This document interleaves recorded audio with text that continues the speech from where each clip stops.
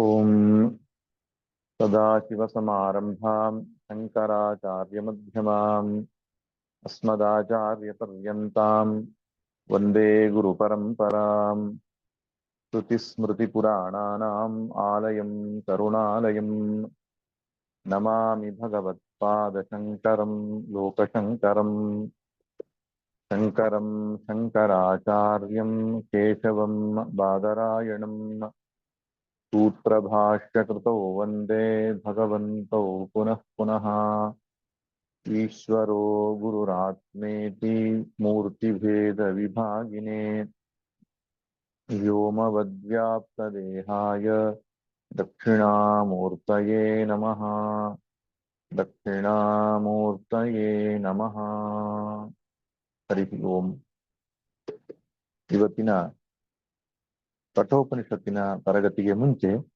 ಒಂದೆರಡು ಪ್ರಶ್ನೆಗಳಿದೆ, ನೋಡೋಣ. ಮೊದಲನೇದು, ಕಠೋಪನಿಷತ್ ಪುಸ್ತಕದಲ್ಲಿ ಹೇಳಿರುವ ಪುತ್ರ ಕರ್ಮ ಉಪಾಸನೆ ಎಂಬ ಸಾಧನೆಗಳು, ಅವುಗಳಿಗೆ ಸಿಕ್ಕುವ ಮನುಷ್ಯಲೋಕ, ಪಿತೃಲೋಕ, ದೇವಲೋಕ ಎಂಬ ಸಾಧ್ಯಗಳು ಪುಟ 33ರ ಫುಟ್ ನೋಟ್ 1ರಲ್ಲಿ ಹೇಳಿರುವಂಥದ್ದು. ಇದರ ಬಗ್ಗೆ ಸ್ವಲ್ಪ ತಿಳಿಸಬೇಕು ಅಂತ ಪ್ರಾರ್ಥಿಸುತ್ತೇನೆ ಅಂತ ವಿದ್ಯಾಶಂಕರರ ಪ್ರಶ್ನೆ.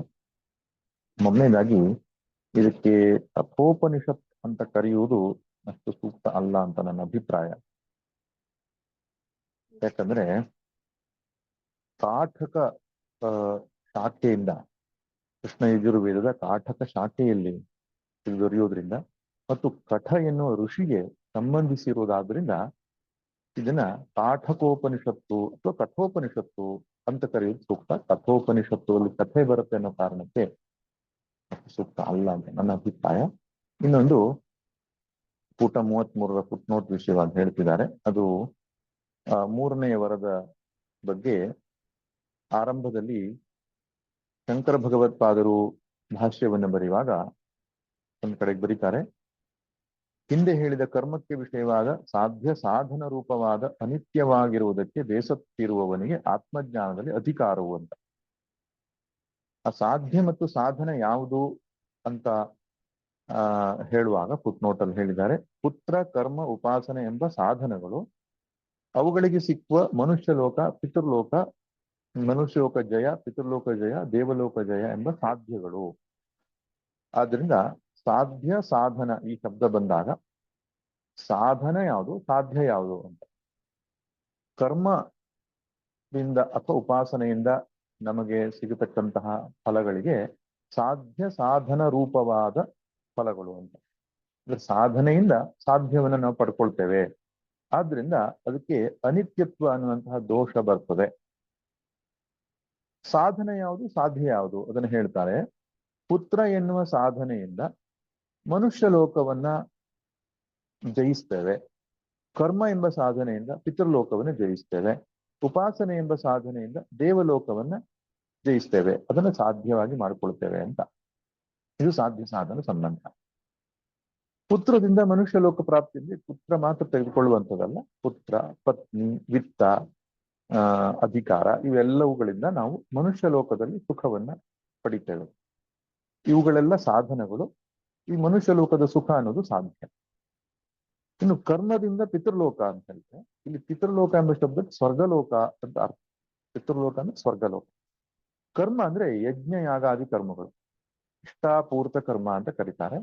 ಇಷ್ಟಾಪೂರ್ತ ಕರ್ಮಗಳಿಂದ ಸ್ವರ್ಗಲೋಕವನ್ನ ಪ್ರಾಪ್ತಿ ಮಾಡಿಕೊಳ್ಳೋದು, ಅಲ್ಲಿ ಸುಖವನ್ನು ಅನುಭವಿಸೋದು, ಇದು ಸಾಧ್ಯ. ಇನ್ನು ಕೊನೆಯದಾಗಿ ಉಪಾಸನೆ. ಉಪಾಸನೆ ಅಂದ್ರೆ ಪರಮಾತ್ಮನ ಸಗುಣ ರೂಪವನ್ನ ಜೀವನ ಪರ್ಯಂತ ಧ್ಯಾನ ಮಾಡುತ್ತಾ ದೇಹ ಬಿಡುವಾಗ ಪರಮಾತ್ಮನ ಸಗುಣ ರೂಪವನ್ನು ಮನಸ್ಸಲ್ಲಿ ಧರಿಸಿಕೊಂಡು ದೇಹ ಬಿಟ್ಟವನಿಗೆ ಬ್ರಹ್ಮಲೋಕ ಪ್ರಾಪ್ತಿ ಅಂತ ಹೇಳ್ತಾರೆ, ಅಥವಾ ಸತ್ಯಲೋಕ ಪ್ರಾಪ್ತಿ ಅಂತ ಹೇಳ್ತಾರೆ. ಆ ಸತ್ಯಲೋಕ ಪ್ರಾಪ್ತಿಗೆ ದೇವಲೋಕ ಅಂತ ಇಲ್ಲಿ ಕರೆದಿದ್ದಾರೆ. ದೇವಲೋಕ ಜಯ ಅಂದ್ರೆ ಅರ್ಥ ಹಿರಣ್ಯ ಗರ್ಭಲೋಕ ಪ್ರಾಪ್ತಿ ಆಗತ್ತೆ ನಿಷ್ಕಾಮವಾದ ಉಪಾಸಕನಿಗೆ.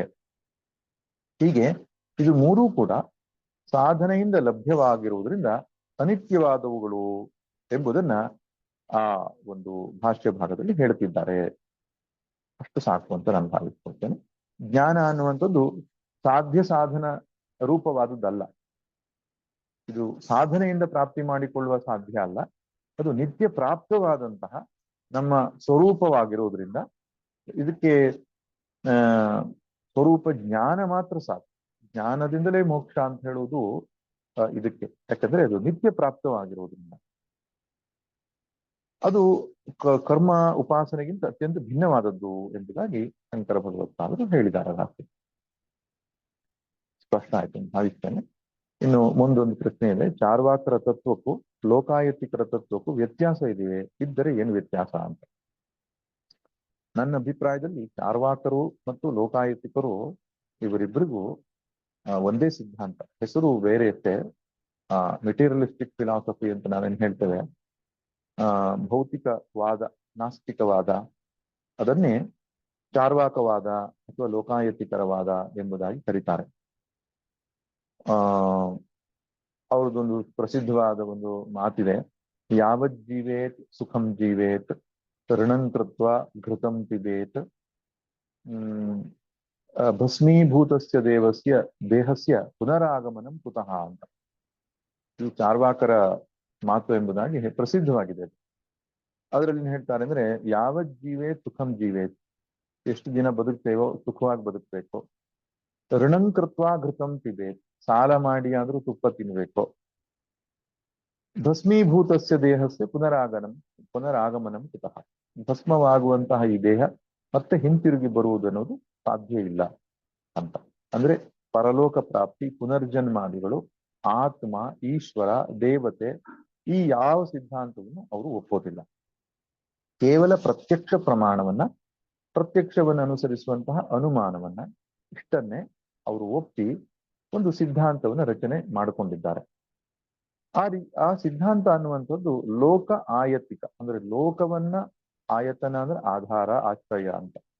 ಈ ಲೋಕವನ್ನ ಆಧಾರವಾಗಿಟ್ಟುಕೊಂಡು ಇಲ್ಲಿಯ ಸುಖ ದುಃಖಗಳಿಗಷ್ಟೇ ಸೀಮಿತವಾಗಿರೋದ್ರಿಂದ ಲೋಕಾಯತಿಕ ಎನ್ನುವಂತಹ ಒಂದು ಶಬ್ದವನ್ನ ಪಡೆದುಕೊಂಡಿದೆ. ರಾಜನೇ ಈಶ್ವರ ಎಂಬುದಾಗಿ ಹೇಳ್ತಾನೆ. ಆಮೇಲೆ ಭೋಗವೇ ಮೋಕ್ಷ, ಶರೀರವೇ ಆತ್ಮ, ಈ ಪ್ರಕಾರವಾದಂತಹ ಒಂದು ಚಿಂತನೆ ಅದು ಅತ್ಯಂತ ರುಚಿಕರವಾಗಿರುವುದರಿಂದ, ಕೇಳೋದಕ್ಕೆ ತುಂಬಾ ಇಷ್ಟ ಆಗೋದ್ರಿಂದ ಒಬ್ಬ ಪಾಮರನಿಗೆ ಅದರಿಂದ ಚಾರು ವಾಕ್ ಅನ್ನುವಂತಹ ಶಬ್ದ ಬಂತು. ಸಂಸ್ಕೃತದಲ್ಲಿ ಚಾರು ಅಂತ ಹೇಳಿದ್ರೆ ಸುಂದರ ಅಂತ ಅರ್ಥ. ಚಾರು ಲತಾ ಅಂದ್ರೆ ಸುಂದರವಾದ ಲತೆ, ಚಾರು ವಾಕ್ ಅಂದ್ರೆ ಸುಂದರವಾದ ವಾಣಿ ಅಂತ ಅರ್ಥ.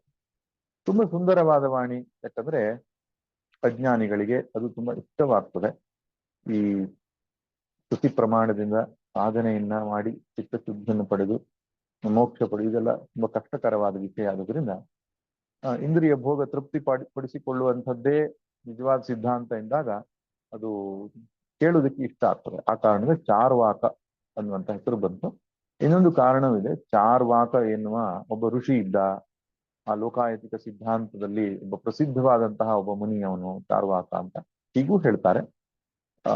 ಒಟ್ಟಿನಲ್ಲಿ ಚಾರ್ವಾಕ ಮತ್ತು ಲೋಕಾಯತಿಕ ಎನ್ನುವಂಥದ್ದು ಎರಡು ಬೇರೆ ಬೇರೆಯಾದಂತಹ ಸಿದ್ಧಾಂತಗಳಲ್ಲ ಅಂತ ಸಾಕು. ಇನ್ನು ನಾವು ಉಪನಿಷತ್ತಿಗೆ ಪ್ರವೇಶ ಮಾಡೋಣ. ಹಿಂದಿನ ತರಗತಿಯಲ್ಲಿ ನಾವು ನೋಡ್ತಾ ಇದ್ದೆವು, ನಚಿಕೇತನು 3ನೆಯ ವರದಲ್ಲಿ ಆತ್ಮವಿದ್ಯೆಯನ್ನ ಕೇಳಿಕೊಂಡಿದ್ದನ್ನ ಮತ್ತು ಯಮಧರ್ಮನು ನೇರವಾಗಿ ಆತ್ಮವಿದ್ಯೆಯನ್ನ ಉಪದೇಶಿಸದೆ ಅವನನ್ನ ಪರೀಕ್ಷೆಗೆ ಒಳಪಡಿಸುವುದನ್ನ ಕಾಣ್ತೇವೆ. ಪರೀಕ್ಷೆಗೆ ಒಳಪಡಿಸುವುದರ ಉದ್ದೇಶ, ಈ ವಿದ್ಯಾರ್ಥಿ ಆದವನು ನಿಜವಾಗಿಯೂ ಆತ್ಮಜ್ಞಾನವನ್ನ ಬಯಸಿ ಕೇಳ್ತಾ ಇದ್ದಾನೋ, ಅಥವಾ ಹೀಗೆಯೇ ಎಲ್ಲರೂ ದೊಡ್ಡ ವಿಷಯ ಇಂಥದ್ದೊಂದಿದೆ ಅಂತ ಹೇಳಿರೋದನ್ನು ಕೇಳಿಸ್ಕೊಂಡು ಕುತೂಹಲದಿಂದ, ಕ್ಯೂರಿಯಾಸಿಟಿ ಅಂತ ಹೇಳ್ತೇವಲ್ಲ, ಆ ಕಾರಣದಿಂದ ಕೇಳ್ತಾ ಇದ್ದಾನೋ, ಅದೊಂದು ವಿಷಯ. ಇನ್ನೊಂದು, ಆತ್ಮಜ್ಞಾನವನ್ನ ಅರಗಿಸಿಕೊಳ್ಳುವ ಅರ್ಹತೆ, ಅಧಿಕಾರ ಇವನಲ್ಲಿ ಇದೆಯೋ, ಈ ಎರಡನ್ನ ಪರೀಕ್ಷೆ ಮಾಡಿ, ಅಂದ್ರೆ ಅಧಿಕಾರಿಯಾದವನಿಗೆ ಕೊಟ್ಟಂತಹ ಜ್ಞಾನ ಅದು ಫಲವತ್ತರವಾಗತ್ತೆ ಅನ್ನುವ ಕಾರಣದಿಂದ ಪರೀಕ್ಷಿಸಿಯೇ ಜ್ಞಾನವನ್ನು ಕೊಡಬೇಕು ಅನ್ನುವಂತಹ ಒಂದು ಆರ್ಷ ವ್ಯವಸ್ಥೆ ಇದೆ. ಆ ಕಾರಣದಿಂದ ಯಮಧರ್ಮನು ಅವನನ್ನ ಪರೀಕ್ಷಿಸ್ತಾನೆ. ಮೊದಲನೇದಾಗಿ ಹೇಳ್ತಾನೆ, ಇದು ದೇವತೆಗಳಿಗೂ ದುರ್ಲಭವಾಗಿರತಕ್ಕಂಥದ್ದು. ದೇವತೆಗಳು ಕೂಡ ಇದರ ಬಗ್ಗೆ ವಿಚಿಕಿತ್ಸೆಯನ್ನು ಸಂಶಯವನ್ನ ಹೊಂದಿದ್ದಾರೆ, ಅವರಿಗೂ ಗೊತ್ತಿಲ್ಲ ಮತ್ತು ಅಷ್ಟು ಸುಲಭವಾಗಿ ಅರ್ಥ ಮಾಡಿಕೊಳ್ಳುವಂತ ವಿಷಯ ಅಲ್ಲ. ಶಂಕರರು ಆ ಸಂದರ್ಭದಲ್ಲಿ ಶ್ರುತಮಪಿ ಪ್ರಾಕೃತೈರ್ ಜನೈಹಿ, ಪ್ರಾಕೃತವಾದ ಜನಗಳಿಗೆ ಸುಲಭವಾಗಿ ಅರ್ಥವಾಗುವಂಥದ್ದಲ್ಲ, ಅತ್ಯಂತ ಸೂಕ್ಷ್ಮವಾದದ್ದು. ಆದ್ದರಿಂದ ಈ ವರವನ್ನು ಬಿಟ್ಟು ಬಿಡು, ನನಗೆ ಬಿಟ್ಟು ಬಿಡು ಅಂತ ಹೇಳ್ತಾನೆ. ನಿಜವಾಗಿ ನಚಿಕೇತನು ಸುಮ್ಮನೆ ಕೇಳಿಸಿಕೊಂಡು ಇಂಥದ್ದೊಂದು ಶ್ರೇಷ್ಠ ವರ ಇದೆ ಅಂತ ಕುತೂಹಲದಿಂದ ಪ್ರಶ್ನೆಯನ್ನು ಕೇಳಿದ್ರೆ ಅಲ್ಲಿಗೆ ಸುಮ್ಮನಾಗಿ ಬಿಡ್ತಿದ್ದ. ಆದರೆ ಅವನು ನಿಜವಾದ ಜಿಜ್ಞಾಸುವಾಗಿದ್ದ, ನಿಜವಾದ ಮುಮುಕ್ಷುವಾಗಿದ್ದ ಮತ್ತು ಅವನು ಈ ವರವನ್ನ ಅತ್ಯಂತ ಪ್ರಜ್ಞಾಪೂರ್ವಕವಾಗಿ ಕೇಳ್ತಾ ಇದ್ದಾನೆ. ಅವನಿಗೆ ವೇದ ಪೂರ್ವದ ದೋಷ ಅನ್ನುವಂಥದ್ದು ಸ್ಪಷ್ಟವಾಗಿ ಗೊತ್ತಿದೆ. ಆದ್ದರಿಂದ ಜ್ಞಾನದ ಮಹತ್ವವನ್ನ ಅರಿತೇ ಅವನು ಈ ಪ್ರಶ್ನೆಯನ್ನು ಕೇಳ್ತಿದ್ದಾನೆ ಅಂತ ನಚಿಕೇತನ ಕೊಟ್ಟ ಉತ್ತರದಲ್ಲಿ ನಮಗೆ ಸ್ಪಷ್ಟ ಆಗುತ್ತೆ. ಅವನು ನಿಜವಾದ ಜಿಜ್ಞಾಸು ಇದ್ದಾನೆ, ನಿಜವಾದ ಅಧಿಕಾರಿ ಇದ್ದಾನೆ ಅಂತ ಗೊತ್ತಾಗ್ತದೆ. ಈಗ ನೋಡೋಣ 22ನೇ ಮಂತ್ರದಲ್ಲಿ ಯಮಧರ್ಮನಿಗೆ ನಚಿಕೇತ ಹೇಳ್ತಾನೆ, ದೇವೈರತ್ರಾಪಿ ವಿಚಿಕಿತ್ಸಿತಂಕಿಲ ಪಂಚಮೃತ್ಯೋ ಯನ್ನ ಸುಜ್ಞೇಯಮಾತ್ಥ ವಕ್ತಾ ಚಾಸ್ಯ ತ್ವಾದೃಗನ್ಯೋ ನ ಲಭ್ಯೋ ನಾನ್ಯೋ ವರಸ್ತುಲ್ಯ ಏತಸ್ಯ ಕಶ್ಚಿತ್. ನಚಿಕೇತ ಹೇಳ್ತಾನೆ, ಅತ್ರ ದೇವೈಹಿ ಅಪಿ ವಿಚಿಕಿತ್ಸಿತಂಕಿಲ, ಈ ವಿಷಯದಲ್ಲಿ ದೇವತೆಗಳಿಗೂ ಕೂಡ ಸಂಶಯ ಉಂಟಾಗಿತ್ತಲ್ವಾ. ಮೃತ್ಯೋ ಹೇ ಮೃತ್ಯು ದೇವತೆಯೇ, ತ್ವಂಚ ಯತ್ ನ ಸುವಿಜ್ಞೇಯ ಮಾತ್ರ, ನೀನು ಕೂಡ ಹೇಳ್ತಿದ್ಯಾ ಇದು ಸುವಿಜ್ಞೇಯವು, ಅಂದ್ರೆ ಅದನ್ನ ತಿಳಿದುಕೊಳ್ಳುವುದು ಕಷ್ಟ ಎನ್ನತಕ್ಕಂಥದ್ದು. ಸುಜ್ಞೇಯಂ ಆತ್ಮತತ್ವಂ ಕಥಯಸಿ ಅತಃ ಪಂಡಿತೈರಪಿ ಅವೇದನೀಯತ್ವಾತ್ ವಕ್ತಾಚ ಅಸ್ಯ ಧರ್ಮಸ್ಯ ತ್ವಾದೃಕ್ ತುಲ್ಯಃ ಅನ್ಯಃ ಪಂಡಿತಶ್ಚ ನ ಲಭ್ಯಃ ಅನ್ವಿಷ್ಯಮಾಣೋಪಿ. ನೀನು ಕೂಡ ಇದನ್ನ ಅರ್ಥ ಮಾಡಿಕೊಳ್ಳುವಂಥದ್ದು ಕಷ್ಟ ಎಂಬುದಾಗಿ ಹೇಳ್ತಿದ್ಯ. ಆದ್ದರಿಂದ ಅಸ್ಯ ವಕ್ತಾಚ ತ್ವಾದೃಕ್ ಅನ್ಯಃ ನ ಲಭ್ಯ, ನಿನಗಿಂತ ಹೊರತಾಗಿ ಇದನ್ನ ಹೇಳುವವನು ಬೇರೆಯವರು ನನಗೆ ಸಿಗುವುದಿಲ್ಲ. ನೀನೇ ಅತ್ಯಂತ ಉತ್ತಮವಾದಂತಹ ಆಚಾರ್ಯನಿದ್ದೀಯ ಈ ವಿಷಯದಲ್ಲಿ. ಆದ್ದರಿಂದ ಏತಸ್ಯ ತುಲ್ಯ ಅನ್ಯ ಕಶ್ಚಿತ್ ವರಹನ, ಇದಕ್ಕೆ ಸಮಾನವಾದ ಬೇರೆ ವರ ಇಲ್ಲ, ನನಗೂ ಬೇಡ ಅಂತ ಹೇಳ್ತಾನೆ. ಯಾವ ಲಾಜಿಕ್ ಅನ್ನ ಬಳಸಿ ಈ ಆತ್ಮವಿದ್ಯೆಯನ್ನು ಕೇಳಬೇಡ ಎಂಬುದಾಗಿ ನಚಿಕೇತ ಯಮನು ಹೇಳಿದ್ನೋ ಅದೇ ಲಾಜಿಕ್ ಅನ್ನೇ ಬಳಸಿ ನಚಿಕೇತ ಹೇಳ್ತಾನೆ ಇದನ್ನೇ ಕೇಳ್ಕೊಳ್ಬೇಕು ಅಂತ. ಯಾಕೆ? ದೇವತೆಗಳಿಗೂ ಸಂಶಯ ಉಂಟಾಗಿತ್ತು, ಆದ್ರಿಂದ ಕೇಳಬೇಡ ಅಂತ ಹೇಳಿದ್ನಲ್ಲ. ಹೇಳ್ತಾನೆ ದೇವತೆಗಳೇ ಅದ್ರ ಬಗ್ಗೆ ಚಿಂತನೆಯನ್ನು ಮಾಡ್ತಾರೆ, ಚರ್ಚೆಯನ್ನು ಮಾಡ್ತಾರೆ ಅಂತ ಆದ್ರೆ ಎಷ್ಟು ದೊಡ್ಡ ವರ ಇರ್ಬೇಕು. ಯಾಕೆ? ಸಹಸ್ರ ಕೃತು ಶತಕೃತುಗಳಾಗಿ ನೂರಾರು ಯಜ್ಞಗಳನ್ನು ಮಾಡಿ ತಪಸ್ಸುಗಳನ್ನು ಮಾಡಿ ಸ್ವರ್ಗಲೋಕವನ್ನು ಪ್ರಾಪ್ತಿ ಮಾಡಿಕೊಂಡು ದೇವತೆಗಳಾಗಿರುವವರಿಗೆ ಅತ್ಯಂತ ಹೆಚ್ಚಳವಾದ ಸುಖ ಪ್ರಾಪ್ತಿ ಆಗಿರ್ತದೆ. ಇಹಲೋಕದ ಭೋಗಗಳನ್ನೆಲ್ಲ ತ್ಯಜಿಸಿ ಪರಲೋಕದ ಭೋಗ ಭಾಗ್ಯಗಳನ್ನು ಅನುಭವಿಸುತ್ತಿರುವ ದೇವತೆಗಳಿಗೂ ಕೂಡ ಈ ಬ್ರಹ್ಮಜ್ಞಾನ ಬೇಕು ಅಂತ ಅನಿಸ್ತಾ ಇದ್ದರೆ ಇದು ಶ್ರೇಷ್ಠವಾದದ್ದೇ ಇರ್ಬೇಕಲ್ವೇ? ಆದ್ದರಿಂದ ಇದು ನನಗೆ ಬೇಕು. ಒಂದು ಇನ್ನೊಂದು, ಅಷ್ಟು ಸುಲಭವಾಗಿ ಅರ್ಥ ಮಾಡಿಕೊಳ್ಳುವಂತ ವಿಷಯ ಅಲ್ಲ ಅಂತ ಹೇಳೋದ್ರಿಂದ ನಿನಗಿದು ಗೊತ್ತಿದೆ ಅನ್ನೋದು ಸ್ಪಷ್ಟ ಆಯ್ತು. ಮತ್ತೆ ನಿನ್ನಷ್ಟು ಯೋಗ್ಯವಾದ ಗುರು ಇನ್ನೊಬ್ರು ಸಿಗ್ಲಿಕ್ಕೆ ಸಾಧ್ಯ ಇಲ್ಲ ನಮಗೆ. ಯಾಕಂದ್ರೆ ಯಮನಿಗೆ ಮೃತ್ಯುಲೋಕ ಮತ್ತು ಪರಲೋಕ ಇವುಗಳ ಸಂಬಂಧ ನಿರಂತರವಾಗಿ ನಡೀತಾ ಇರ್ತದೆ. ಆತ್ಮದ ವಿಷಯವಾದಂತಹ ಸ್ಪಷ್ಟತೆ ಯಮನಿಗಿರುವಷ್ಟು ಬೇರೆ ಯಾರಿಗೂ ಇರ್ಲಿಕ್ಕೆ ಸಾಧ್ಯ ಇಲ್ಲ. ಹೀಗೊಂದು ಯೋಚನೆ ಮಾಡಿ ನಚಿಕೇತ ಹೇಳ್ತಾನೆ, ಇನ್ನಷ್ಟು ಉತ್ತಮವಾದಂತಹ ಆಚಾರ್ಯ ಗುರು ನನಗೆ ಸಿಗುವುದಿಲ್ಲ, ಆದ್ದರಿಂದ ಇದೇ ವರವನ್ನ ನಾನು ಕೇಳಿಕೊಳ್ತೇನೆ ಎಂಬುದಾಗಿ ನಚಿಕೇತ ಒತ್ತಾಯವನ್ನ ಮಾಡ್ತಾನೆ. ಈಗ ಏವಮುಕ್ತೋಪಿ ಪುನಃ ಪ್ರಲೋಭಯನ್ನುವಾಚ ಮೃತ್ಯು. ಇಷ್ಟು ಹೇಳಿದರೂ ಕೂಡ ಪುನಃ ಪ್ರಲೋಭನೆಯನ್ನ ಮೃತ್ಯು ದೇವತೆ ನೀಡ್ತಾ ಇದ್ದಾನೆ. ಇನ್ನೂ ಪರೀಕ್ಷೆಯನ್ನು ಮಾಡಬೇಕು ಎಂಬ ಕಾರಣಕ್ಕೆ. ಶತಾಯುಷಃ ಪುತ್ರ ಪೌತ್ರಾನ್ ವೃಣೀಶ್ವ ಬಹೂನ್ ಪಶೂನ್ ಹಸ್ತಿ ಹಿರಣ್ಯಮಶ್ವಾನ್ ಭೂಮೇರ್ ಮಹದಾಯತನಂ ವೃಣೀಶ್ವ ಸ್ವಯಂಚ ಜೀವಚರದೋ ಯಾವದಿಚ್ಛಸಿ.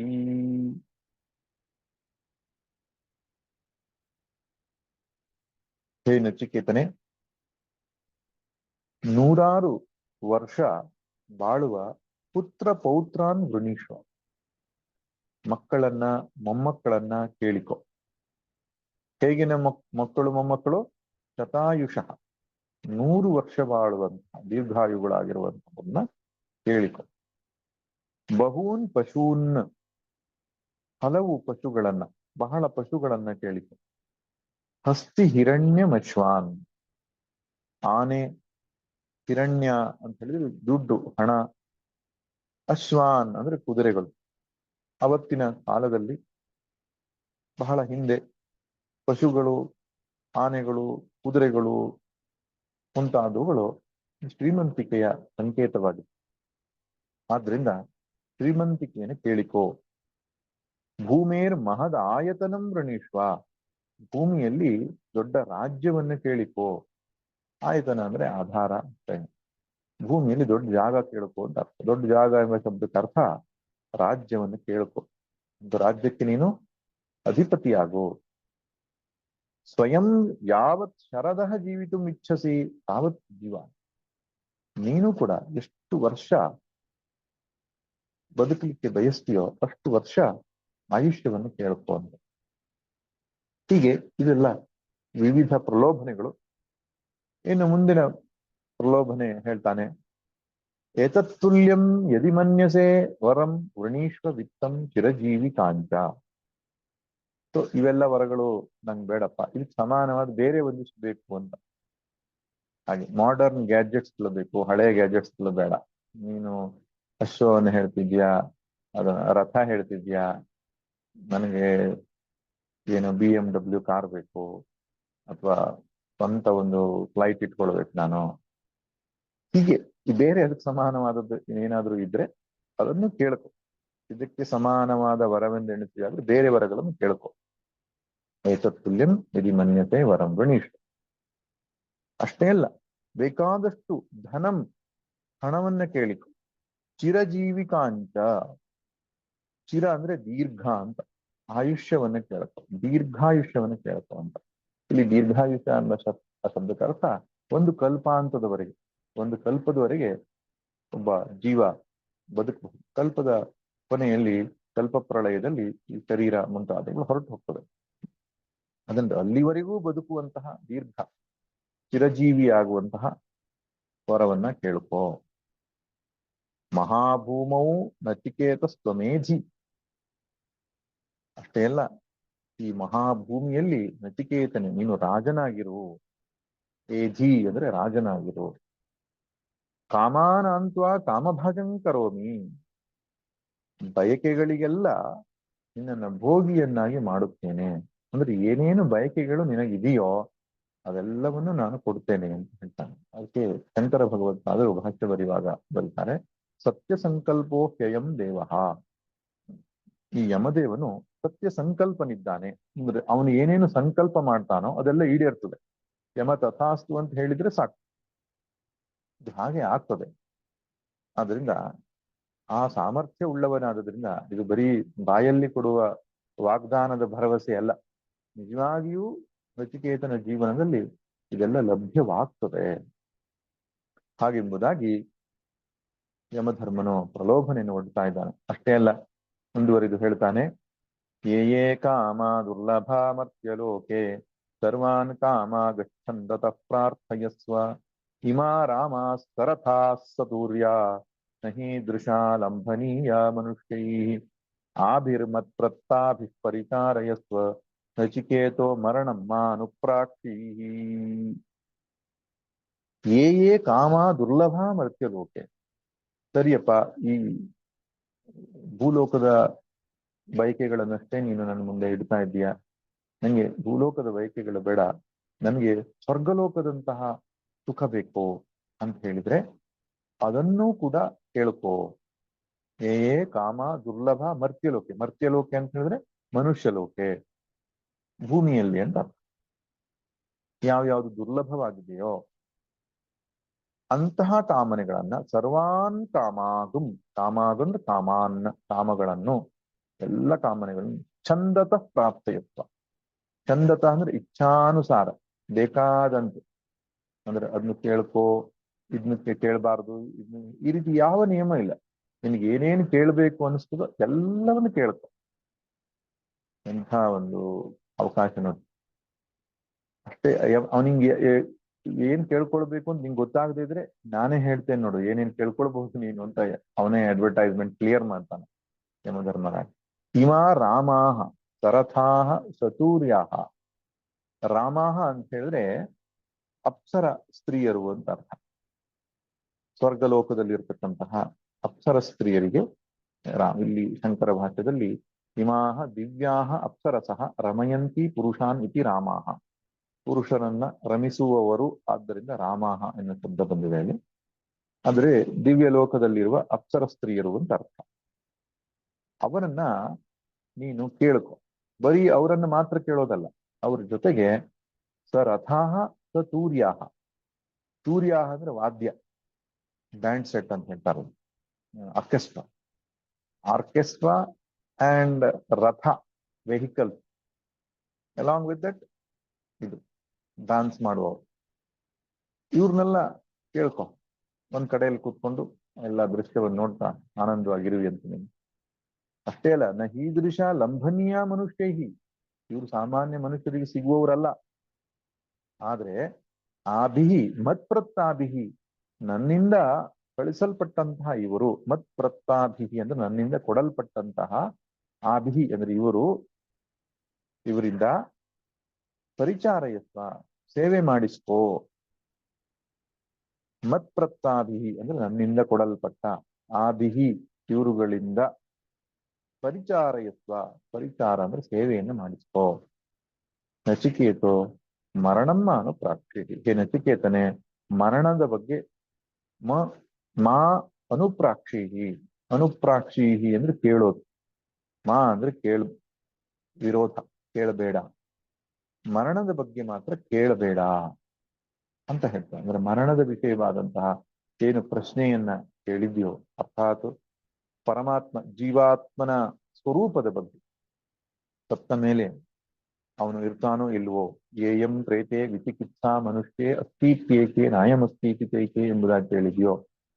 ಅಂದ್ರೆ ದೇಹ ಮನಸ್ಸು ಬುದ್ಧಿ ಅಹಂಕಾರಕ್ಕೂ ಮೀರಿದಂತಹ ಒಂದು ಚೈತನ್ಯ, ನಿತ್ಯ ಸತ್ಯವಾದ ಚೈತನ್ಯ ವಸ್ತು ಇದೆಯೋ ಇಲ್ವೋ ಎಂಬುದಾಗಿ ಇನ್ನೊಂದು ಪ್ರಶ್ನೆ ಇತ್ತೋ ಅಂತ ಅರ್ಥ. ಮರಣಮ್ಮ ಅನುಪ್ರಾಕ್ಷಿ ಅಂದ್ರೆ ಮರಣದ ಬಗ್ಗೆ ಕೇಳಬೇಡ, ಅಂದ್ರೆ ಮರಣ ಸಂಬಂಧಿಯಾದ ಪ್ರಶ್ನೆಯನ್ನ ನೀನೇನು ಕೇಳಿದ್ಯೋ ಅದನ್ನು ಕೇಳಬೇಡ ಅಂತ ಹೇಳ್ತಾನೆ. ಇದೆಲ್ಲ ವಿವರಣೆಗೆ ಅವಶ್ಯಕತೆ ಇಲ್ಲದೆ ಇರುವಂತಹ, ಅಂದ್ರೆ ಎಲ್ರಿಗೂ ಸುಲಭವಾಗಿ ಅರ್ಥವಾಗುವಂತಹ ವಾಕ್ಯಗಳಾಗಿವೆ. ಇಷ್ಟೇ ಅವನು ಕೇಳ್ತಿದ್ದಾನೆ. ದಿವ್ಯವಾದ ಮತ್ತು ಲೌಕಿಕವಾದ ಎರಡೂ ಭೋಗಗಳನ್ನ ಬೇಕಾದ ಹಾಗೆ ನೀನು ಹೇಳಿಕೊಳ್ಳಬಹುದು. ಇದು ಯಾಕೆ ಹೇಳ್ತಾ ಇದೆ ಉಪನಿಷತ್ತು ಅಂದ್ರೆ, ಬ್ರಹ್ಮವಿದ್ಯೆಯನ್ನ ಶ್ರೇಷ್ಠ ಎಂಬುದಾಗಿ ಹೇಳೋದಕ್ಕೆ ಇದು. ಬ್ರಹ್ಮವಿದ್ಯೆ ಆತ್ಮವಿದ್ಯೆಯ ಮುಂದೆ ಲೌಕಿಕವಾದ ಮತ್ತು ದಿವ್ಯ ಲೋಕಕ್ಕೆ ಸೇರಿದಂತಹ ಯಾವ ಸುಖವೂ ಕೂಡ ಬ್ರಹ್ಮಲೋಕಕ್ಕೆ ಸಮಾನವಾದುದಲ್ಲ ಅಂತ ಭಾಗವತದಲ್ಲಿ ಒಂದು ದೃಷ್ಟಾಂತ ಬರ್ತದೆ. ಅಲ್ಲಿ ಶುಕಮುನಿಗಳು ಪರೀಕ್ಷಿತನಿಗೆ ಭಾಗವತ ಕಥೆಯನ್ನು ಹೇಳ್ತಾ ಇರುವಾಗ, ದೇವಲೋಕದಿಂದ ದೇವತೆಗಳು ಅಮೃತ ಕುಂಭವನ್ನು ಹಿಡ್ಕೊಂಡು ಬರ್ತಾರೆ. ಶುಕರ ಮುಂದೆ ನಿಂತುಕೊಂಡು ಪ್ರಾರ್ಥಿಸ್ತಾರೆ, ಈ ಅಮೃತವನ್ನ ಪರೀಕ್ಷಿತನಿಗೆ ಕುಡಿಸ್ಬಿಡಿ, ಅವನಿಗೆ 7 ದಿನದಲ್ಲಿ ಮೃತ್ಯು ಅಂತ ದೋಷಕ್ಕೋಸ್ಕರ ಅಲ್ವೇ ನೀವು ಭಾಗವತ ಕಥೆಯನ್ನು ಹೇಳ್ತಾ ಇರೋದು. ಭಾಗವತ ಕಥೆಯನ್ನು ನಮಗೆ ಹೇಳಿ, ಅಮೃತವನ್ನು ಅವನಿಗೆ ಕುಡಿಸಿ, ಅವನು ಮರಣವನ್ನು ಹೊಂದೋದಿಲ್ಲ ಅಂತ ಹೇಳಿದಾಗ, ಆಗ ಶುಕರು ಹೇಳ್ತಾರೆ, ಈ ಅಮೃತ ಎಲ್ಲಿ, ಭಾಗವತ ಕಥಾಮೃತ ಎಲ್ಲಿ? ಭಾಗವತ ಕಥಾಮೃತ ಅನ್ನುವಂಥದ್ದು ಶಾಶ್ವತವಾಗಿ ಮರಣ ಧರ್ಮವನ್ನು ದೂರ ಮಾಡ್ತಿದೆ. ಈ ಅಮೃತವಂತೂ ಅಲ್ಪ ಕಾಲದಷ್ಟೇ ದೂರ ಮಾಡ್ತದೆ. ಆದ್ರಿಂದ ಒಂದು ಮಣಿಗೂ ಒಂದು ಗಾಜಿಗೂ ಎಲ್ಲಿ ವ್ಯತ್ಯಾಸ, ಎಲ್ಲಿ ಹೋಲಿಕೆ? ಆದ್ರಿಂದ ಈ ಅಮೃತ ಅನ್ನೋದು ಗಾಜಿದ್ದ, ಭಾಗವತಾಮೃತ ಅನ್ನುವಂಥದ್ದು ಅತ್ಯಂತ ಬೆಲೆ ಬಾಳುವ ಮಣಿ ರತ್ನಂ ಇದ್ದ ಹಾಗೆ. ಆದ್ರಿಂದ ಎರಡು ಹೋಲಿಕೆ ಮಾಡಬೇಡಿ, ಹೋಗಿ ನೀವು ಅದಕ್ಕೆ ಅರ್ಹರಲ್ಲ ಅಂತ ಹೇಳಿದ್ರು ಅಂತ ಒಂದು ಕಥೆ ಅಲ್ಲ ಏನು. ಅದರ ಹಿಂದೆ ಸಂದೇಶ ಇಷ್ಟೇ, ಭಾಗವತ ಕಥೆ ಅಂದ್ರೆ ಭಗವಂತನ ಭಕ್ತಿ ಅನ್ನೋದು ಎಷ್ಟು ಶ್ರೇಷ್ಠ ಅಂದ್ರೆ ಆ ಪ್ರಸಂಗದಲ್ಲಿ ಹೇಳಿ. ಇಲ್ಲಿ ಕೂಡ ದೇವತೆಗಳಿಗೂ ಸುಖವನ್ನು ಕೂಡ ಅದಕ್ಕೆ ಸಮಾನವಾದ ವರವಾಗಿ ಕೊಡ್ತಾ ಇದ್ದಾನೆ ಅಂದ್ರೆ ಆತ್ಮಜ್ಞಾನ ಅನ್ನುವಂಥದ್ದು ಅದೆಲ್ಲದಕ್ಕಿಂತಲೂ ಶ್ರೇಷ್ಠವಾದದ್ದು ಎಂಬ ಒಂದು ಹೊಗಳಿಕೆ, ಅದರ ಸ್ತುತಿ ಇದರಲ್ಲಿ ಕಾಣಿಸ್ತದೆ. ಇಂತಹ ಪ್ರಲೋಭನೆಗಳನ್ನ ಒಬ್ಬ ಸಾಮಾನ್ಯ ವ್ಯಕ್ತಿ ಕೇಳಿದ್ರೆ ಅತ್ಯಂತ ಸುಲಭವಾಗಿ ಒಪ್ಕೊಂಡ್ಬಿಡ್ತೀವಿ. ಅದರಿಂದ ನಮಗೆ ಈ ಆತ್ಮಜ್ಞಾನದ ಬೆಲೆ ಏನು ಎಂಬುದಾಗಿ ಗೊತ್ತಿಲ್ಲ. ನಚಿಕೇತನಿಗೆ ಗೊತ್ತಿದೆ ಎಷ್ಟು ಬೆಲೆ ಬಾಳುವಂಥದ್ದು. ಅದಕ್ಕೆ ಶಂಕರ ಭಗವತ್ಪಾದರು ಹೇಳ್ತಾರೆ, ಏವಂ ವೃತ್ತಿನ ಪ್ರಲೋಭ್ಯಮಾನೋಪಿ ನಚಿಕೇತ ಮಹಾಹೃದವದ್ ಅಕ್ಷೋಭ್ಯ. ಈ ರೀತಿಯಾಗಿ ಮೃತ್ಯುವಿನಿಂದ ಪ್ರಲೋಭನೆಗೆ ಒಳಗಾದರೂ ಕೂಡ ನಚಿಕೇತನೋ ದೊಡ್ಡ ಮಡುವಿನಂತೆ. ಇಲ್ಲಿ ಮಹಾಹೃದ ಅಂದ್ರೆ ದೊಡ್ಡ ಮಡು. ಮಡು ಅಂದ್ರೇನು? ಆಳವಾದ ನೀರಿರುವ ಜಾಗಕ್ಕೆ ಮಡು ಅಂತ ಹೇಳ್ತಾರೆ. ಅದಕ್ಕೆ ಸಂಸ್ಕೃತದಲ್ಲಿ ಹೃದ ಅಂತ ಹೇಳ್ತಾನೆ. ಅದರ ಹಾಗೆ ಅಕ್ಷೋಭ್ಯನಾದನು, ಅಲುಗಾಡಿಸುವುದಕ್ಕೆ ಆಗದವನಾದನು. ಅಂದ್ರೆ ಈ ಪ್ರಲೋಭನೆಗಳಿಗೆ ಅವನು ಅಲುಗಾಡಲಿಲ್ಲ. ಇದಕ್ಕೆ ಹೃದಯದ ದೃಷ್ಟಾಂತ ಯಾಕೆ ಕೊಟ್ಟು, ಮಡುವಿನ ದೃಷ್ಟಾಂತ ಯಾಕೆ ಕೊಟ್ಟು ಅಂದ್ರೆ ಮಡುವಿನಲ್ಲಿ ನೀರು ಅಷ್ಟು ಸುಲಭವಾಗಿ ರಿಪಲ್ಸ್ ಬರಲ್ಲ, ಅದು ಶಾಂತವಾಗಿರ್ತದೆ. ಈ ತೆರೆ ಬರ್ತಕ್ಕಂಥದ್ದು ಯಾವತ್ತು ಶಾಲೋ ಅಂದ್ರೆ ಮೇಲ್ಭಾಗದಲ್ಲಿ ಮಾತ್ರ ರಿಪಲ್ಸ್ ತೆರೆಗಳು ಬರುವಂಥದ್ದು. ಆಳವಾದ ನೀರು ಇರೋ ಜಾಗದಲ್ಲಿ ತೆರೆ ಬರಲ್ಲ. ಹಾಗೆ ಅವನು ಮಡುವಿನ ಹಾಗೆ ಅಲುಗಾಡದೆ ಶಾಂತ ಚಿತ್ತನಾಗಿ ಹೇಳ್ತಾನೆ. ಏನ್ ಹೇಳ್ತಾನೆ? ಶೋಭಾವಾಮರ್ತ್ಯಸ್ಯ ಯದಂತಕೈ ತತ್ಸರ್ವೇಂದ್ರಿಯಾಣಾಂ ಜರಯಂತಿ ತೇಜಃ ಅಪಿ ಸರ್ವಂ ಜೀವಿತಮಲ್ಪಮೇವ ತವೈವ ವಾಹ ತವ ನೃತ್ಯಗೀತೆ.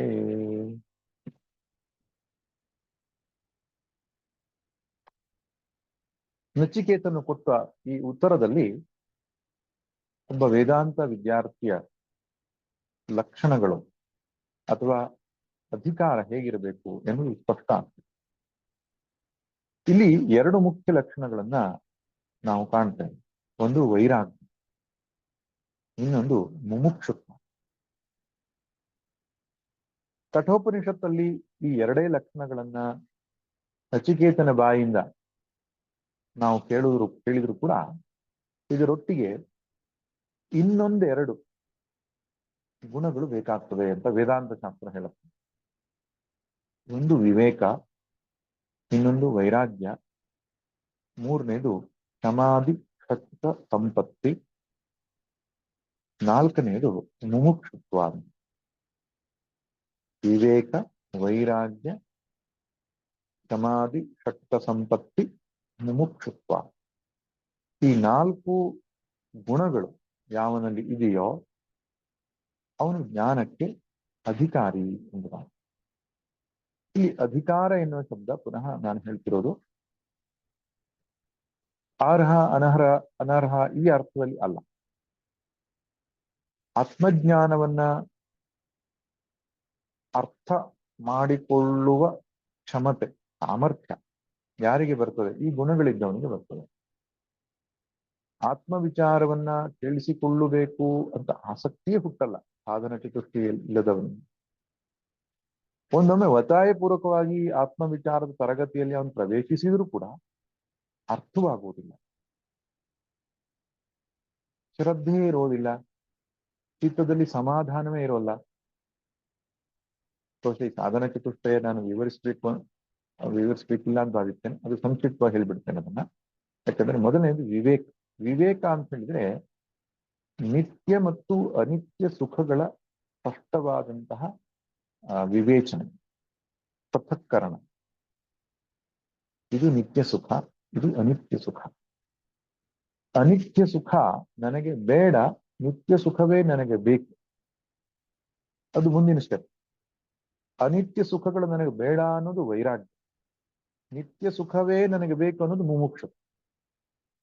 ವಿವೇಕ ಅನ್ನುವಂಥದ್ದು ಸ್ಪಷ್ಟ ಆದವನಿಗೆ ವೈರಾಗ್ಯ ಮತ್ತು ಮುಮುಕ್ಷುತ್ವ ಅದರ ಫಲವಾಗಿ ಸಿಗ್ತದೆ. ಆದ್ದರಿಂದ ವಿವೇಕ ಜಾಗೃತವಾದರೆ ಮೋಕ್ಷ ಸಾಧನೆಗೆ ಹೋಗ್ಲಿಕ್ಕೆ ಅನುಕೂಲ ಆಗ್ತದೆ.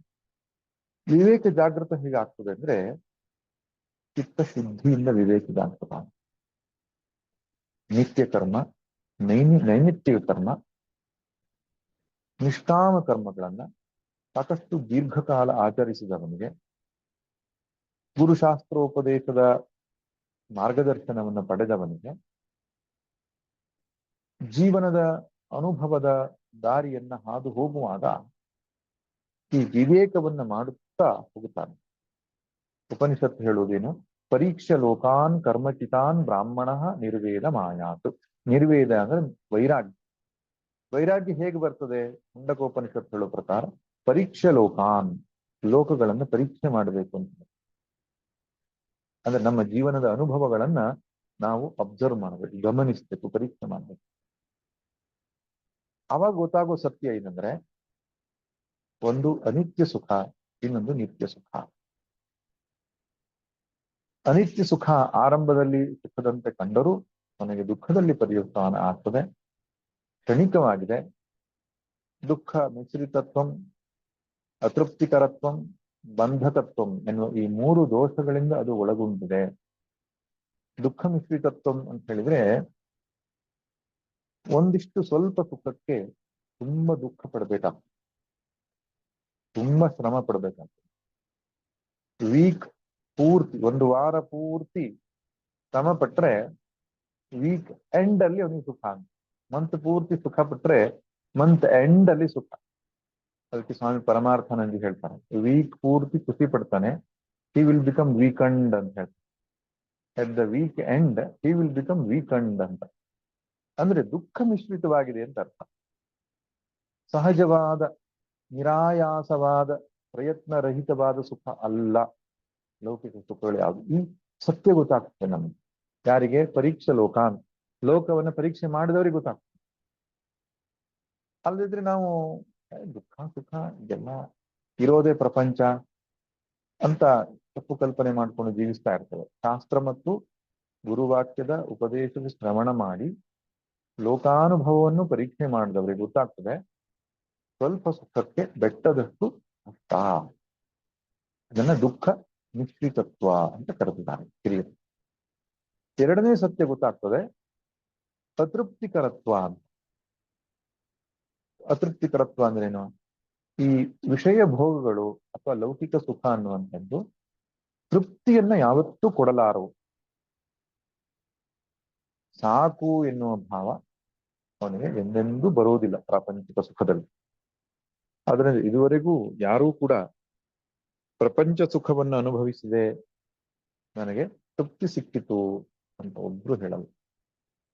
ಸಾಯುವುದಕ್ಕೆ ಒಂದು ಕ್ಷಣ ಮುಂಚೆ ಅವನಿಗೆ ಏನಪ್ಪಾ ನಿನ್ನ ಬಯಕೆ ಅಂದ್ರೆ ಚೇಂಜ್ ದ ಡಾಕ್ಟರ್ ಅಂತ ಹೇಳ್ತಾನೆ. ಸೆಕೆಂಡ್ ಒಪಿನಿಯನ್ ತೆಗೆದುಕೊಳ್ಳೋಣ, ಯಾಕೆ ಇನ್ನೂ ಬದುಕಬೇಕು, ಇನ್ನೂ ಸುಖ ಪಡ್ಬೇಕು, ಯಾಕೆ ಉಪ್ಪು ನೀರನ್ನು ಕುಡಿದ ಹಾಗೆ ಅಂತ ಹಿರಿಯರು ಕೊಟ್ಟಿರ್ತಾನೆ. ಉಪ್ಪು ನೀರನ್ನು ಕುಡಿದು ಯಾವತ್ತೂ ದಾಹವನ್ನು ಹಿಂಗಿಸ್ಲಿಕ್ಕೆ ಆಗಲ್ಲ, ಮತ್ತೆ ದಾಹವನ್ನು ಅದು ಅಧಿಕಗೊಳಿಸ್ತದೆ. ಹಾಗೆ ವಿಷಯ ಸುಖ ಅನ್ನುವಂಥದ್ದು ಕೂಡ ಅಷ್ಟೇ. ಅದನ್ನು ಅನುಭವಿಸಿದ ಮೇಲೆ ಸ್ವಲ್ಪ ಕಾಲ ಶಾಂತವಾದಂತೆ ಕಂಡರೂ ಮತ್ತೆ ಮನಸ್ಸು ಇನ್ನೊಂದು ಬಯಕೆಯನ್ನ ಹುಟ್ಟಿಸುತ್ತೆ. DVG ಅವರ ಭಾಷೆಯಲ್ಲಿ ಹೇಳೋದಾದ್ರೆ ತಂಗಳು ನಿಸಾದೊಡಂ ಸಾಕೆನುವನು ಪರವಾಸಿ ಸಿಂಗಾರ ಸಂಗಾತಿ ಬೇಕುಂಡವನಿಗೆ ಬಂಗಾರ ಪದವಿ ಪ್ರತಿಷ್ಠೆ ಬೇಕಾ ಬಳಿಕ ಹಿಂಗದ ಎದೆ ಚಿಲುಮೆ ಮಂಕುತಿಮ್ಮ. ಹಿಂಗದ ಎದೆ ಚಿಲುಮೆ,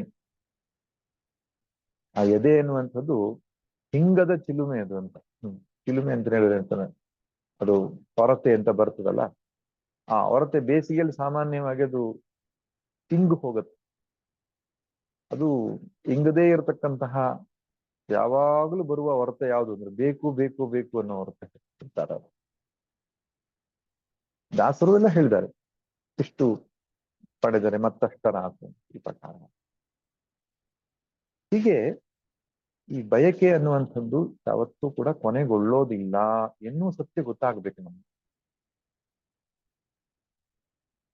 ಅದೊಂದು ರೀತಿ ಮರುಮರೀಚಿಕೆ ಹಾಗೆ, ಮೃಗತೃಷ್ಣೆ ಅಂತ ಹೇಳ್ತಾರೆ. ಇಲ್ಲಿ ನೀರಿದೆ ಅಂತ ಹುಡ್ಕೊಂಡು ಹೋದ್ರೆ ಅದು ಇನ್ನೆಲ್ಲೋ ಕಾಣಿಸ್ಲಿಕ್ಕಿರುವ, ಅಲ್ಲಿ ಹೋದ್ರೆ ಇನ್ನೆಲ್ಲೋ ಕಾಣಿಸ್ಲಿಕ್ಕಿರುವ. DVG ಇನ್ನೊಂದು ಸುಂದರ ದೃಷ್ಟಾಂತ ಕೊಡ್ತಾರೆ. ಒಂದು ಕರು ಬೆಟ್ಟದಲ್ಲಿ ಮೇಯುವಾಗ ಅದಕ್ಕೆ ದೂರದಲ್ಲಿ ಹಸಿರು ಹುಲ್ಲು ಕಾಣಿಸ್ತದೆ ಅಂತ, ಅಲ್ಲಿ ಮೇಯ್ಬೇಕು ಅಂತ ಓಡ್ತದೆ, ಅಲ್ಲಿ ಹುಲ್ಲಿರಲ್ಲ. ಅಲ್ಲಿಂದ ನಿಂತ್ಕೊಂಡು ಅದು ಮೊದಲಿದ್ದ ಜಾಗವನ್ನು ನೋಡಿದಾಗ ಅಲ್ಲಿ ಹಸಿರು ಹುಲ್ಲು ಕಾಣಿಸ್ತದೆ, ಅಲ್ಲಿಂದ ಇಲ್ಲಿಗೆ ಜಿಗಿಯುತ್ತೆ, ಇಲ್ಲಿಂದ ಅಲ್ಲಿಗೆ ಜಿಗಿಯುತ್ತೆ, ಬರೀ ಓಡುವುದೇ ಆಯ್ತು. ಎಲ್ಲಿಯೋ ಸುಖ ನಿನಗೆ ಮಂಕುತಿಮ್ಮ. ಇದು ನಮ್ಮ ಜೀವನಾನುಭವದಲ್ಲಿ ನಾವು ಕಂಡುಕೊಳ್ಬೇಕು ಈ ಸತ್ಯವನ್ನು. ಆದ್ರೆ ಹೆಚ್ಚಿನ ಜನ ಏನ್ ಹೇಳ್ತಾನೆ, ಕಸ್ತೂರಿ ಮೃಗದ ಹಾಗೆ ಇರ್ತಾರೆ ಅಂತ. ಕಸ್ತೂರಿ ಮೃಗ ಅದರ ನಾಭಿಯಲ್ಲಿ ಅಂದ್ರೆ ಅದರ ಹೊಕ್ಕಳಲ್ಲಿ ಒಂದು ಸುವಾಸನೆಯುಕ್ತವಾದ ಒಂದು ದ್ರವ್ಯ ಇರ್ತದಂತೆ, ಒಂದು ಅತ್ಯಂತ ಸುವಾಸನೆಯನ್ನು ಉಳ್ಳಂಥದ್ದು. ಸಹಜವಾಗಿ ಅದಕ್ಕೆ ದೊರಕಿದ್ದದು. ಅದಕ್ಕೆ ಗೊತ್ತಿಲ್ಲದೇನೆ ಒಂದು ಕಸ್ತೂರಿ ಮೃಗ ಏನ್ ಮಾಡುತ್ತೆ, ಎಲ್ಲೋ ಸುವಾಸನೆ ಬರ್ತಾ ಇದೆ, ಅದನ್ನ ಅಘ್ರಾಣಿಸ್ಬೇಕು ಅಂತ ಹೇಳಿ ಓಡ್ತಂತೆ. ಓಡಿ ಓಡಿ ಓಡಿ ಅದಕ್ಕೆಲ್ಲೂ ಸಿಗದೇನೆ ಸುಸ್ತಾಗಿ ಬಿತ್ತು. ಎಷ್ಟು ಸುಸ್ತಾಗಿತ್ತಂದ್ರೆ ಇನ್ನು ಕೆಲವೇ ಕ್ಷಣಗಳನ್ನು ಸತ್ತು ಹೋಗ್ತಾ ಇತ್ತು. ಆಗ ಸಾಯುವಾಗ ಗೋಣು ಕೆಳಗಾಯ್ತು, ಅಂದ್ರೆ ಅದ್ರ ಮೂಗು ನಾಭಿ ಸಮೀಪಕ್ಕೆ ಬಂತು. ಆವಾಗ ಅದಕ್ಕೆ ಗೊತ್ತಾಯ್ತು, ನಾನು ಯಾವ ಸುವಾಸನೆಗೋಸ್ಕರ ಇಷ್ಟು ಓಡಿದಿನೋ ಅದು ನನ್ನ ನಾಭಿಯಲ್ಲೇ ಇತ್ತು ಅಂತ. ಅನುಭವಿಸ್ಬೇಕು ಅನ್ನುವಾಗ ಸುಸ್ತಾದ ಕಸ್ತೂರಿ ಮೃಗ ಸತ್ತು ಹೋಯ್ತು ಅಂತ ಕಥೆ ಮುಂದಿನ. ಇದು ಸಾಮಾನ್ಯ ಮನುಷ್ಯರ ಜೀವನ. ಎಲ್ಲೋ ಸುಖವಿದೆ, ಎಲ್ಲೋ ಸುಖವಿದೆ ಅಂತ ತಿಳ್ಕೊಂಡು ಹೊರಗಡೆ ಪ್ರಪಂಚದಲ್ಲಿ ಓಡಿ ಅತೃಪ್ತಿಯನ್ನ ಹೊಂದಿ ಕೊನೆಯ ಕಾಲಕ್ಕೆ ಗೊತ್ತಾಗ್ತದೆ, ಇಷ್ಟು ದಿನ ಓಡಿದ್ದು ವ್ಯರ್ಥ ಆಯ್ತು, ನನ್ನೊಳಗಡೆ ಸುಖ ಇದೆ ಅಂತ ಕೆಲವರಿಗಾದ್ರೂ ಗೊತ್ತಾಗ್ತದೆ. ಆದ್ರೆ ಅದನ್ನು ಅನುಭವಿಸಬೇಕು ಅಂದ್ರೆ ಸಾಧನೆ ಮಾಡುವ ಶಕ್ತಿ ನಮ್ಮ ದೇಹಕ್ಕೆ ಇರೋದಿಲ್ಲ, ಮನಸ್ಸಿಗೆ ಬಲ ಇರೋದಿಲ್ಲ. ಆದ್ರಿಂದ ವಿವೇಕಿಯಾದ ಪುರುಷ ಯಾರಪ್ಪ ಅಂದ್ರೆ ಇವನೇ ವಿವೇಕಿ. ಸತ್ಯವನ್ನ ಆದಷ್ಟು ಬೇಗ ಅರ್ಥ ಮಾಡಿಕೊಳ್ತಾನೆ, ಆ ಪ್ರಕಾರ ತನ್ನ ಜೀವನವನ್ನು ರೂಪಿಸಿಕೊಳ್ತಾನೆ. ಒಂದು ಅನ್ನದ ಅಗಳನ್ನ ಪರೀಕ್ಷೆ ಮಾಡಿದ್ರೆ ಸಾಕು, ಉಳಿದ ಅನ್ನದ ಅಗಳಿನ ಪರಿಸ್ಥಿತಿ ಏನು ಅಂತ ಗೊತ್ತ. ಒಂದು ವಿಷಯ ಸುಖವನ್ನ ಪರೀಕ್ಷೆ ಮಾಡಿದ್ರೆ ಸಾಕು, ನಮಗೆ ಈ ಸತ್ಯಗಳು ಗೊತ್ತಾಗ್ತದೆ, ಗೊತ್ತಾಗಬೇಕು. ಅತೃಪ್ತಿಕರತ್ವ ಅನ್ನೋ ದೋಷ ಇದೆ ಅದರಲ್ಲಿ. ಕೊನೆಯದಾಗಿ ಹೇಳ್ತಾರೆ ಬಂಧಕತ್ವ ಅಂತ. ಇದು ನಮ್ಮನ್ನ ಪ್ರಪಂಚದಲ್ಲಿ ಬಂಧಿಸ್ತದೆ, ವಾಸನೆಯನ್ನು ಉಂಟು ಮಾಡ್ತದೆ. ಎಲ್ಲ ಸುಖಗಳು ಕೂಡ ಅನುಭವಿಸಿದ ಮೇಲೆ ಅದು ತಕ್ಷಣ ನಷ್ಟವಾಗಿ ಹೋಗೋದಿಲ್ಲ. ಅದು ಅಭಿರುಚಿಯನ್ನ, ಸಂಸ್ಕಾರವನ್ನ ನಮ್ಮ ಚಿತ್ತದಲ್ಲಿ ಮೂಡಿಯೇ ನಷ್ಟವಾಗ್ತದೆ. ಇನ್ನೊಂದು ಸಮಯದಲ್ಲಿ ಮತ್ತೆ ಬಯಕೆ ಎದ್ದುಕೊಳ್ತದೆ. ಅದನ್ನು ಅನುಭವಿಸಿದ ಮೇಲೆ ಮತ್ತಷ್ಟು ಗಟ್ಟಿ ಆಗ್ತದೆ ವಾಸನೆ ಅನ್ನೋದು. ವಾಸನೆ ಎಷ್ಟು ಗಟ್ಟಿ ಆಗ್ತದೆ ಅಂದ್ರೆ ಮುಂದಿನ ಜನ್ಮವನ್ನು ಪಡೆದು ಅನುಭವಿಸುವಂತೆ ಮಾಡುತ್ತೇನೆ.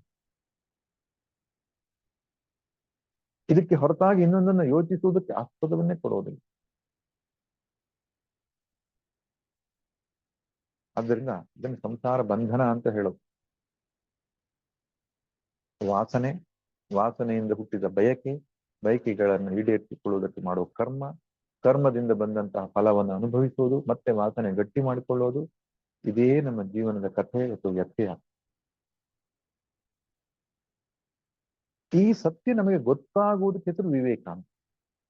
ವಿವೇಕ ಅಂತ ಹೇಳಿದ್ರೇನು, ಪ್ರಾಪಂಚಿಕ ಸುಖ ಅನ್ನುವಂಥದ್ದು ದುಃಖ ಮಿಶ್ರಿತವಾಗಿದೆ, ಸಂತೃಪ್ತಿಕರವಾಗಿದೆ, ಬಂಧನವನ್ನು ಉಂಟು ಮಾಡುತ್ತೆ. ಆದ್ದರಿಂದ ಅದು ನನಗೆ ಬೇಡ. ಅದು ಉಂಟು ಮಾಡುತ್ತೆ ಅಂತ ತಿಳಿಯುವುದು ವಿವೇಕ.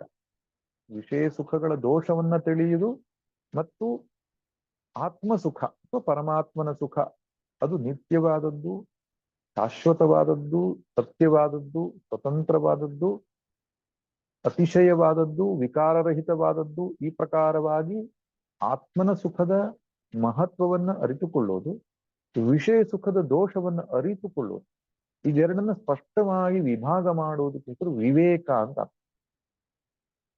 ಸಾಮಾನ್ಯವಾಗಿ ವಿವೇಕದ ಡೆಫಿನೇಷನ್ ಅಲ್ಲಿ ನಿತ್ಯಾನಿತ್ಯ ವಸ್ತು ವಿವೇಕ ಅಂತ ಹೇಳ್ಬಿಡ್ತಾರೆ. ನಿತ್ಯಾನಿತ್ಯ ವಸ್ತು ವಿವೇಕ ಮಾಡಿದ್ರಿಂದ ಏನ್ ಪ್ರಯೋಜನ? ಅದು ಅನಿತ್ಯ, ಇದು ನಿತ್ಯ ಅಂತ ಗೊತ್ತಾದ್ರಿಂದ ಏನು ಪ್ರಯೋಜನ ಆಗಲ್ಲ. ಅನಿತ್ಯ ಸುಖ, ನಿತ್ಯ ಸುಖ ಯಾವುದು, ಇದ್ರ ವಿವೇಕ ಆದ್ರೆ ಮುಂದಿನ ಪ್ರಯೋಜನವಾದ ವೈರಾಗ್ಯ ಬರುತ್ತೆ. ವೈರಾಗ್ಯ ಹುಟ್ಟುವುದೇ ಸರಿಯಾದ ವಿವೇಕದಿಂದ. ಆದ್ರಿಂದ ಜೀವನದಲ್ಲಿ ಮೆಚ್ಯೂರ್ಡ್, ಅತ್ಯಂತ ಪರಿಪಕ್ವ ವ್ಯಕ್ತಿ ಯಾರಪ್ಪ ಅಂದ್ರೆ, ವಿವೇಕದಿಂದ ಹುಟ್ಟಿದ ವೈರಾಗ್ಯ ಯಾವನಿದೆಯೋ ಅವನು ಅತ್ಯಂತ ಪರಿಪಕ್ವ ವ್ಯಕ್ತಿ. ಪ್ರಪಂಚದಲ್ಲಿ ಅಂತವ್ರನ್ನ ದಡ್ಡ ಅಂತ ಕರಿಬಹುದು, ಆದ್ರೆ ಶಾಸ್ತ್ರ ಮತ್ತು ಮಹಾತ್ಮರು ಹೇಳ್ತಾರೆ ವೈರಾಗ್ಯವಂತನೇ ಅತ್ಯಂತ ತಿಳಿದವನು, ಅನುಭವಿಯು ಅಂತ. ಅದಕ್ಕೆ ನಮ್ಮ ಭಾರತೀಯ ಜೀವನ ಶೈಲಿಯನ್ನು ನೀವು ನೋಡಿದ್ರೆ ಗೊತ್ತಾಗುತ್ತೆ. ಗೃಹಸ್ಥಾಶ್ರಮ, ವಾನಪ್ರಸ್ಥಾಶ್ರಮ, ಅದನ್ನ ಬದುಕುವ ರೀತಿ ಹೇಗಿತ್ತು ಅಂದ್ರೆ, ನಿಧಾನಕ್ಕೆ ಅವನು ಪರಿಪಕ್ವನಾಗಿ ವೈರಾಗ್ಯವಂತನಾಗಬೇಕು ಅಂತ. ನೋಡಿ, ಗೃಹಸ್ಥ ಧರ್ಮಗಳನ್ನೆಲ್ಲ ಬಿಟ್ಟು ವಾನಪ್ರಸ್ಥಕ್ಕೆ ಹೋಗಬೇಕು ಅಂದಾಗ ಎಲ್ಲವನ್ನು ಒಂದಿಷ್ಟು ಹಂತದಲ್ಲಿ ಬಿಟ್ಟು ಹೋಗ್ಬೇಕ. ಅಲ್ಲಿಂದ ಮುಂದಕ್ಕೆ ಅವನು ಸನ್ಯಾಸಾಶ್ರಮಕ್ಕೆ ಹೋಗ್ಬೇಕಾಗ್ತದೆ. ಹೀಗೆ ಈ ತ್ಯಾಗ ಮತ್ತು ವೈರಾಗ್ಯವನ್ನ ಒತ್ತು ಕೊಡುವ ಸಂಸ್ಕೃತಿ ಇದು ವಿವೇಕ ಸರಿಯಾಗಿ ಮಾಡಿದವನಿಗೆ ಬರ್ತದೆ. ನಿಜವಾಗಿ ವೈರಾಗ್ಯ ಅಂದ್ರೆ ಎಲ್ಲವನ್ನು ಬಿಟ್ಟು ಎಲ್ಲಿಗೂ ಹೋಗುವುದಲ್ಲ. ಇದರೆಲ್ಲರ ಒಂದು ದೋಷವನ್ನ, ಲಿಮಿಟೇಷನ್ಸ್ ಅನ್ನ ಅರ್ಥ ಮಾಡಿಕೊಂಡು ಜೀವನದಲ್ಲಿ ಮುಖ್ಯ ಉದ್ದೇಶವಾದ ಮೋಕ್ಷ ಪ್ರಾಪ್ತಿಯ ಕಡೆಗೆ ಹೊರಳುವಂಥದ್ದು ವೈರಾಗ್ಯ. ಇಲ್ಲ ನಾನು ಎಲ್ಲವನ್ನು ಬಿಟ್ಟು ಬಿಟ್ಟೆ, ಏನ್ ಮಾಡ್ತಿದ್ಯಾ? ಸುಮ್ಮನೆ ಇದ್ದೇನೆ ಅಂತ ಹೇಳಿದದ್ದು ವೈರಾಗ್ಯದ ಪ್ರಯೋಜನ ಆಗ್ಲಿಲ್ಲ. ವಿಷಯ ವಸ್ತುಗಳಿಗೆ ಬೆನ್ನು ಮಾಡುವುದು, ಪರಮಾತ್ಮನಡಿಗೆ ಮುಖ ಮಾಡುವುದು, ಇದು ಎರಡೂ ವಿವೇಕದ ಫಲವಾಗಿರುತ್ತೆ. ಅದರಿಂದ ನಿಜವಾಗಿ ಯಾರಿಗೆ ವಿವೇಕ ಆಗಿದೆಯೋ ಅವನಿಗೆ ವೈರಾಗ್ಯ ಅನ್ನುವಂಥದ್ದು ತನ್ನಿಂದ ತಾನೇ ಉದಯಿಸ್ತದೆ. It is an internal maturity, ವೈರಾಗ್ಯ. ಮತ್ತು ಮುಮುಕ್ಷುತ್ವ, ನಿತ್ಯ ಸುಖವನ್ನ ಅವನು ಕಂಡುಕೊಂಡಿದ್ದಾನೆ ಅಂತಾದ್ರೆ, ತಿಳ್ಕೊಂಡಿದ್ದಾನೆ ಅಂದ್ರೆ ಅದನ್ನು ಪಡಿಲೇಬೇಕು ಅಂತಕ್ಕಂಥ ಒಂದು ಬಯಕೆ. ನಿತ್ಯ ಸುಖಕ್ಕೆ ಹೆಸರು ಮೋಕ್ಷ ಅಂತ, ಬೇರೆ ಇನ್ನೇನಲ್ಲ.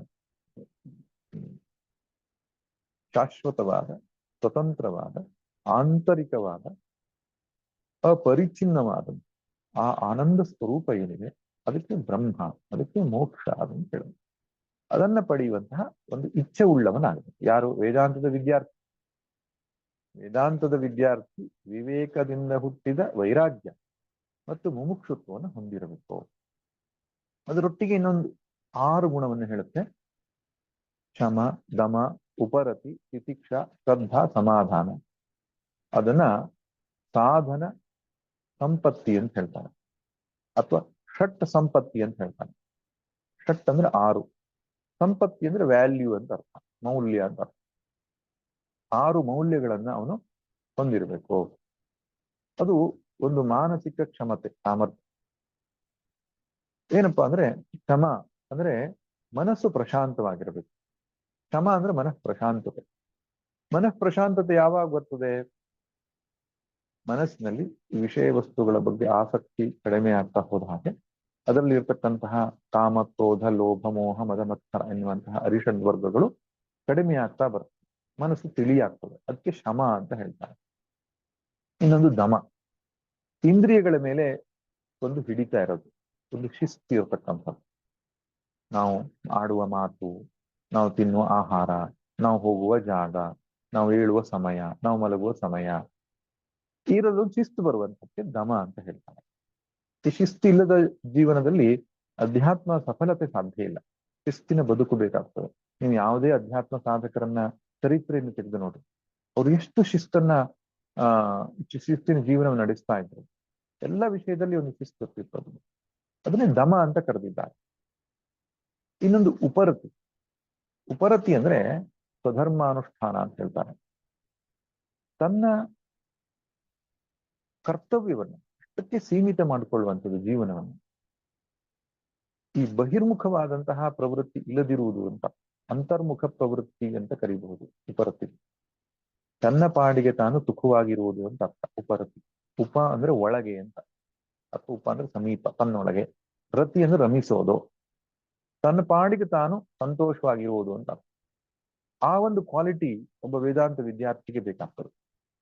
ಎಷ್ಟೋ ಸಲ ನಾವು ನೋಡ್ತೇವೆ, ಆ ಪ್ರಪಂಚದಲ್ಲಿ ಅನೇಕ ವಿಧವಾದ ತಮ್ಮನ್ನು ತೊಡಗಿಸ್ಕೊಂಡಿರ್ತಾರೆ, ಅನೇಕ ವಿಧದ ಚಟುವಟಿಕೆ ತೊಡಗಿಸ್ಕೊಂಡಿರ್ತಾರೆ. ಅದರಲ್ಲಿ ಏನಾಗ್ತದೆ, ನಮಗೆ ಸ್ವಾಧ್ಯಾಯಕ್ಕೆ ಸಮಯ ಇರೋಲ್ಲ, ನಮಗೆ ಧ್ಯಾನಕ್ಕೆ ಸಮಯ ಇರಲ್ಲ.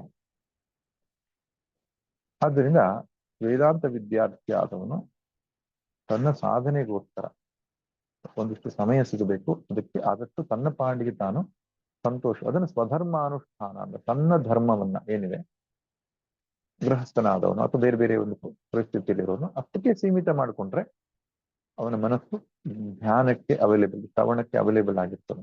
ಅದಕ್ಕೆ ಉಪರತಿ. ತಿತಿಕ್ಷ ಅಂತ ಹೇಳ್ತಾನೆ. ತಿತಿಕ್ಷ ಅಂದ್ರೆ ಜೀವನದಲ್ಲಿ ಬರ್ತಕ್ಕಂತಹ ಏರುಪೇರುಗಳನ್ನು ಸಹಿಸುವ ಸಾಮರ್ಥ್ಯ.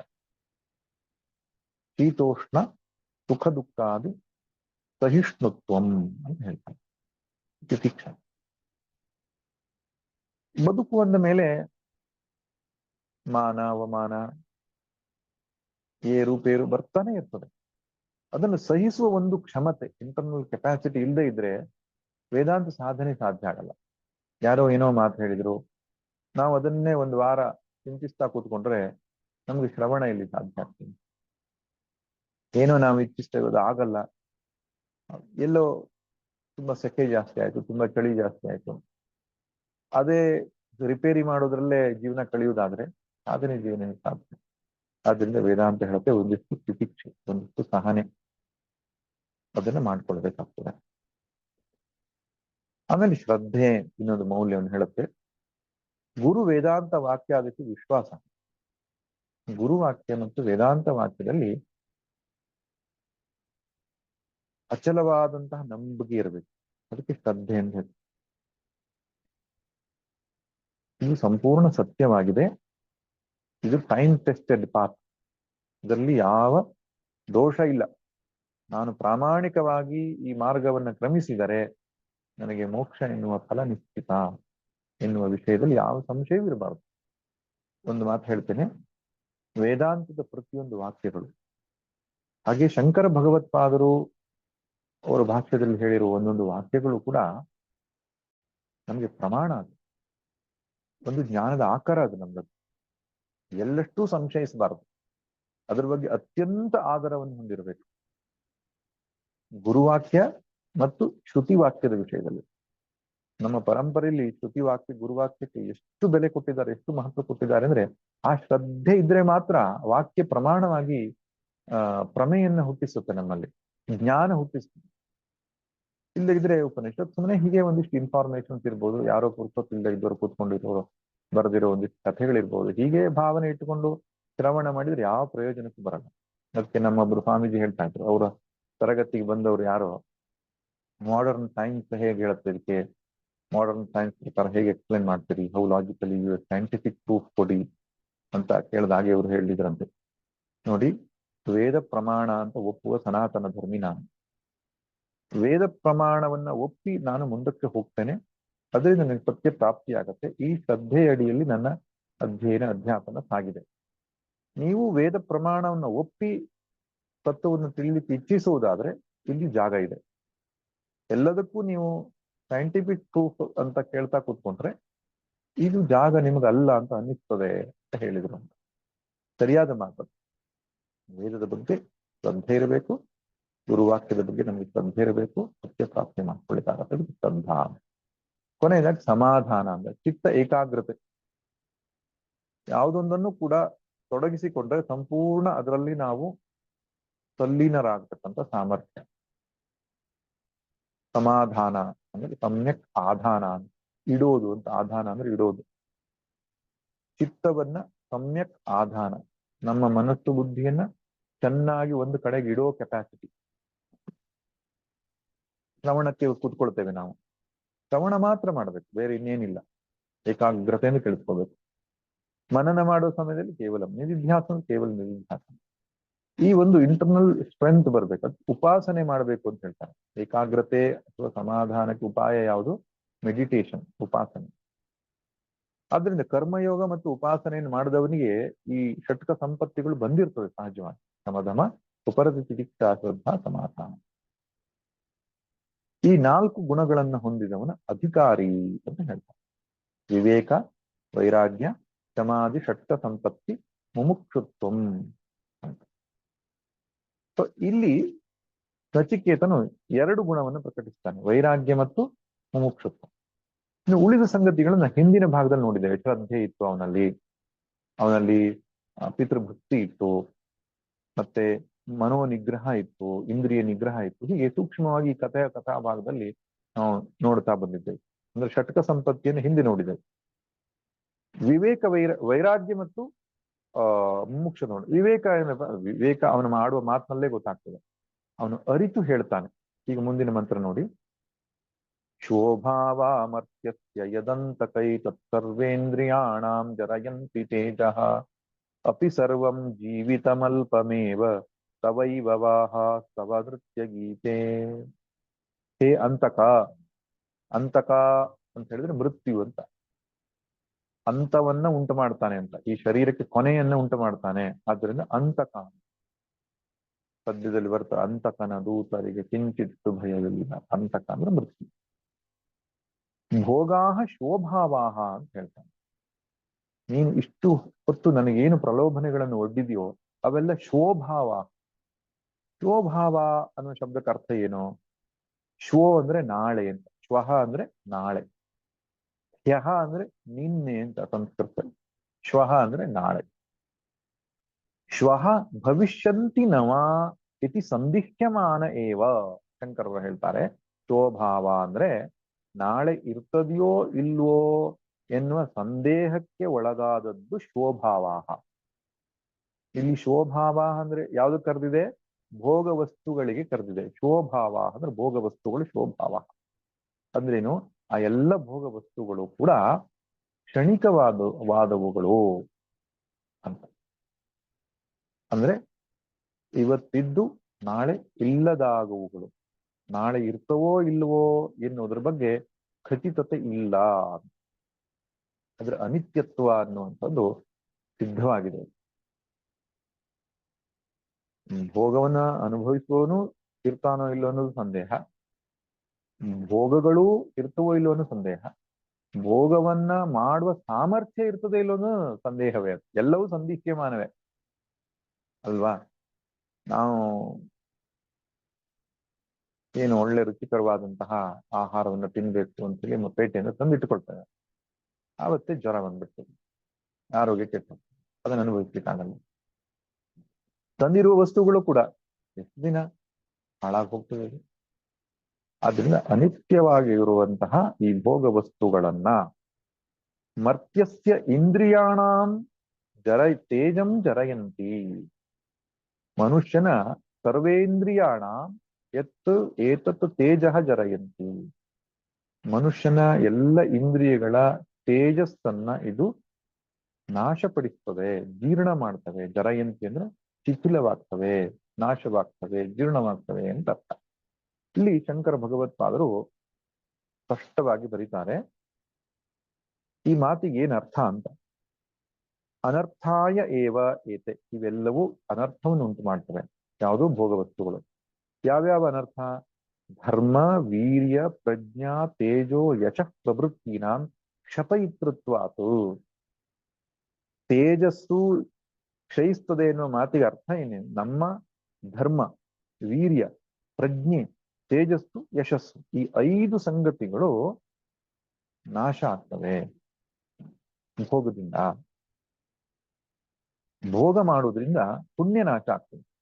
ಅದಕ್ಕೆ ಧರ್ಮ ಎಂಬ ಶಬ್ದ ಬಳಸ್ತಾರೆ. ಧರ್ಮ ಅಂದ್ರೆ ಇಲ್ಲಿ ಅರ್ಥ ಪುಣ್ಯ.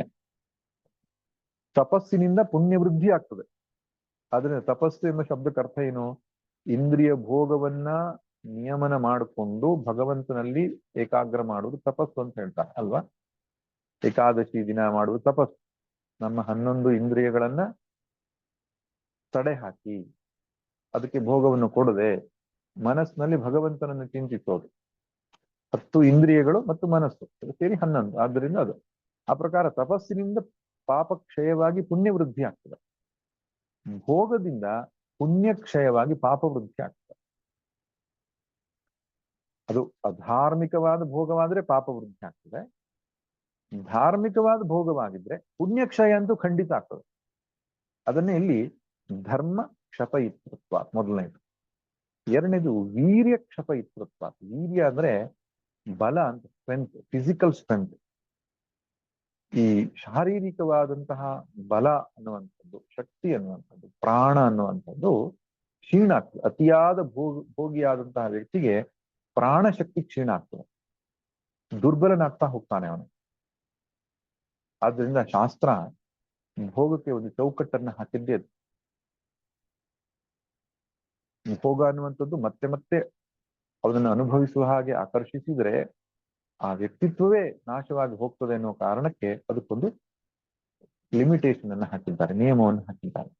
ಅದರಿಂದ ಎರಡನೇದು ವೀರ್ಯನಾಶ. ಇಲ್ಲಿ ವೀರ್ಯ ಅಂದ್ರೆ ಬಲ, ಸಾಮರ್ಥ್ಯ ಅಂತ, ಫಿಸಿಕಲ್ ಸ್ಟ್ರೆಂತ್ ಅಂತ. ಮೂರನೇದು ಪ್ರಜ್ಞೆ. ಪ್ರಜ್ಞೆ ಅಂದ್ರೆ ಮೇಧಾಶಕ್ತಿ, ಗ್ರಂಥಧಾರಣ ಸಾಮರ್ಥ್ಯ, understanding capacity, ಅನಲೈಸೇಷನ್ capacity, retention capacity, expression capacity. ಇದೆಲ್ಲವೂ ಪ್ರಜ್ಞಾ ಎನ್ನುವ ಶಬ್ದದಲ್ಲಿ ಬಳಸ್ತಾರೆ. ಅಂದ್ರೆ ಯಾವುದೋ ಒಂದು ವಿಚಾರವನ್ನ ಅರ್ಥ ಮಾಡಿಕೊಳ್ಳುವುದಕ್ಕೂ ಒಂದು ಬುದ್ಧಿಶಕ್ತಿ ಬೇಕಲ್ಲ, ಅದು ಕಡಿಮೆ ಆಗ್ತದೆ. ಅರ್ಥ ಮಾಡಿಕೊಳ್ಳುವುದನ್ನ ವಿಮರ್ಶೆ ಮಾಡುವುದಕ್ಕೂ ಒಂದು ವಿಮರ್ಶೆ ಮಾಡುವ ಸಾಮರ್ಥ್ಯ ಹೋಗ್ತದೆ. ಆಮೇಲೆ ಕೊನೆಯದಾಗಿ ಮೂರನೇದಾಗಿ ಧಾರಣ ಮಾಡೋ ಸಾಮರ್ಥ್ಯ, ಮೆಮೊರಿ ಪವರ್. ಅದಕ್ಕೆ ಬ್ರಹ್ಮಚರ್ಯ ಜೀವನವನ್ನ, ಇಂದ್ರಿಯ ಭೋಗ ನಿವೃತ್ತಿ ಯಾಕೆ ಮಾಡಿದ್ರು ಬ್ರಹ್ಮಚರ್ಯ ಜೀವನದಲ್ಲಿ ಅಂದ್ರೆ ವಿದ್ಯಾರ್ಜನೆಗೆ ಬೇಕಾದ ಎಲ್ಲ ಬುದ್ಧಿಯ ಸಾಮರ್ಥ್ಯಗಳು ಕಳ್ಕೊಳ್ತಾನೆ ಬ್ರಹ್ಮಚರ್ಯ ಆಶ್ರಮದಲ್ಲಿ ನಿಯಮವನ್ನು ಪಾಲಿಸದೇ ಇದ್ರೆ.